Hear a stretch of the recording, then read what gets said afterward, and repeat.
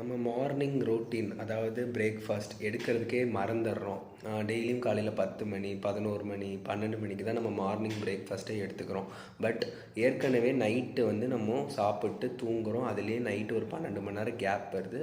So அடுத்தது காலையிலையும் நம்ம வந்துட்டு டைமுக்கு பிரேக்ஃபாஸ்ட் எடுத்துக்கல அப்படின்னா வந்துட்டு லிவருக்கு வந்து நல்ல டேமேஜ் ஏற்படும் அப்படின்னு எல்லோரும் தெரிஞ்சுக்கோங்க.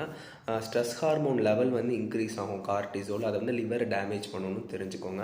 அதுக்கப்புறம் லிவருக்கு வந்து நம்ம ஓவராக ஒர்க் லோட் கொடுக்குறோம். ஏன்னா வந்துட்டு ஃபுட்டு கொடுக்காதனால ஸ்டோர்டு ஃபார்ம் ஆஃப் எனர்ஜியை வந்து லிவர் வந்து யூட்டிலைஸ் பண்ணும்.